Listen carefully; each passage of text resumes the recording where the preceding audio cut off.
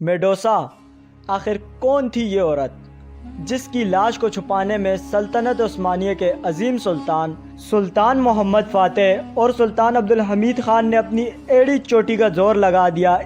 اور free menses کون تھے؟ یہ گروپ کیا تھا جس نے اس لاش کو حاصل کرنے کے لیے بے حد کوششیں کی؟ ناظرین کرام، یہ بات ہے سن 1456 کی، جب سلطان محمد فاتح سلطنت عثمانیہ کے سلطان تھے۔ تو وقت کے شرانگیزوں نے اپنے فتنے پھیلانے کے شر سے سلطان محمد فاتح سے ملاقات کرنا چاہی تاکہ ان کے پاس موجود نہایت اہم مجسموں کو ہتھیایا جائے۔ ناظرین، دراصل وہ بت پرستی سے تعلق رکھتے تھے، لہٰذا سلطان محمد فاتح نے ان سے ملاقات کرنے سے انکار کر دیا۔ کہا جاتا ہے کہ یہ مجسمہ میڈوسا نامی کردار کا سمجھا جاتا تھا، جو اپنے دور کی پر اسرار شخصیت میں سے ایک سمجھی جاتی تھی۔ جو بھی اسے دیکھتا تھا وہ پتھر کا بن جاتا تھا۔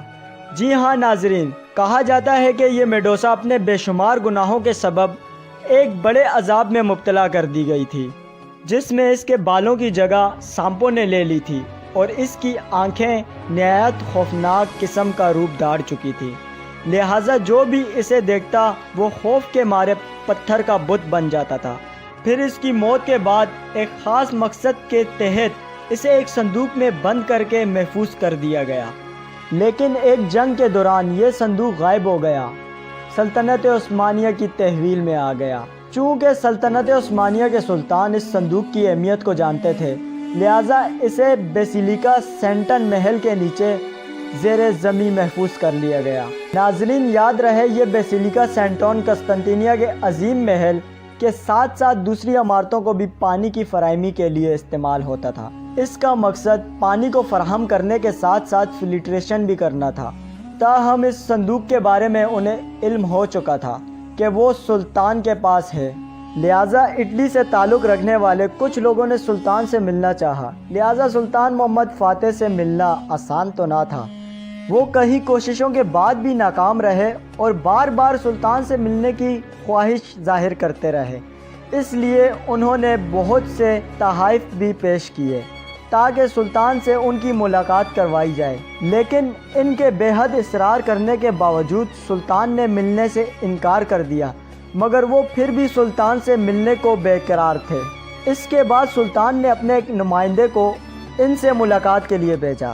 جب سلطان کے نمائندے نے ان سے ملاقات کی وجہ پوچھی تو انہوں نے استنبول میں موجود زیر قدیم تالاب تک جانے کی درخواست کی تاکہ وہ میڈوسا کی قبر نما صندوق تک پہنچ سکے، اور سلطان محمد فاتح کو اس میڈوسا کی لاش کے بدلے بہت سی لالچ بھی دی گئی، لیکن سلطان محمد فاتح نے انہیں وہاں لے جانے سے انکار کر دیا، اور ساتھ ہی ان کی خفیہ چالوں کے سبب اس جگہ کے حفاظتی اقدامات کو مزید سخت کر دیا گیا تاکہ یہ بت پرست تنظیم کے لوگ کسی بھی سازش سے اس مقام تک نہ پہنچ سکے۔ اس کے علاوہ سلطان نے صندوق کو بھی کہیں اور منتقل کروا دیا۔ اس تمام معاملے کو بے حد خفیہ رکھا گیا اور اس طرح کئی سال گزر گئے اور اس کی لاش کو دوبارہ نہ ڈھونڈا جا سکا۔ دنیا اسلام کی عظیم سلطنت کے عظیم سلطان عبدالحمید کا دور حکومت شروع ہوا۔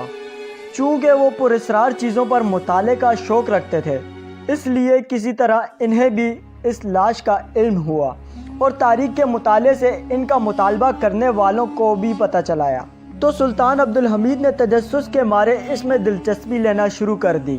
ریسرچ کے دوران ان کی خفیہ تنظیم کے جاسوسوں نے مخبری کر دی اور انہیں بھی معلوم ہو گیا کہ سلطان عبدالحمید بذات خود اس معاملے کو دیکھ رہے ہیں، تو اس تنظیم نے، جسے سلطان کے دور میں فری مینسری کا نام دیا گیا تھا، انہوں نے ایک مرتبہ پھر سلطان کی خدمت میں حاضر ہو کر مطالبہ کیا، لیکن سلطان محمد فاتح کی طرح سلطان عبدالحمید نے بھی ان کی پیشکش کو ٹھکرا دیا اور اپنے سب سے قابل آفیسر کو منتخب کر کے صندوق کو کھولنے والی قبر کا فیصلہ کیا۔ لہٰذا جب اسے کھول کر دیکھا گیا تو اس میں موجود لاش کو دیکھ کر سلطان عبدالحمید سمیت تمام لوگ حیرت زدہ ہو گئے، کیونکہ اس میں سانپ کی شکل والی مخلوق کو ایک ممی کی صورت میں محفوظ کیا گیا تھا، جس کا زیادہ تر حصہ جل چکا تھا۔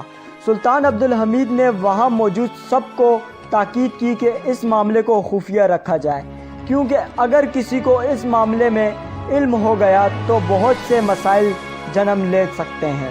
چونکہ ناظرین اب فری مینسز کے لوگ بھی پیچھے ہٹنے والوں میں سے نہ تھے، تو لہٰذا سلطان نے ایک ترکیب بنائی کہ کسی طرح تمام لوگوں کی نظریں اس سے ہٹائی جائیں۔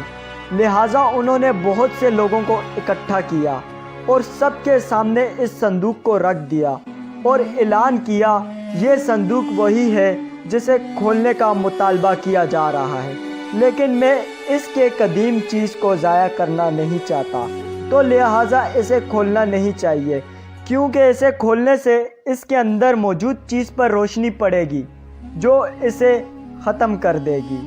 وہاں موجود بہت لوگوں نے اس خبر کی تصدیق کر دی اور یہ معاملہ وہیں ختم ہو گیا، اور اس کے بعد کسی نے بھی اس معاملے پر توجہ نہ دی۔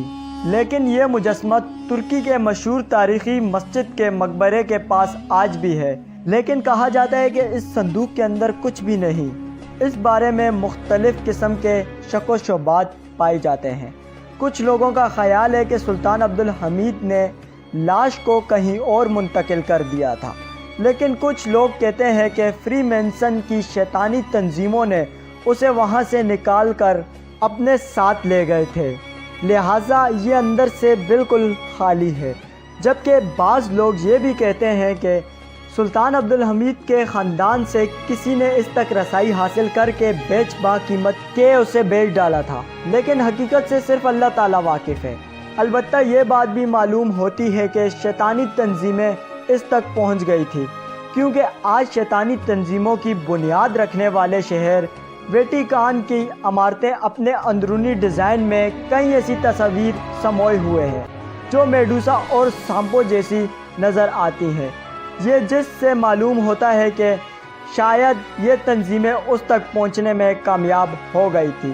تو یہاں اہم بات یہ بھی ہے کہ میڈوسا کی لاش کو اتنی اہمیت کیوں دی گئی تھی۔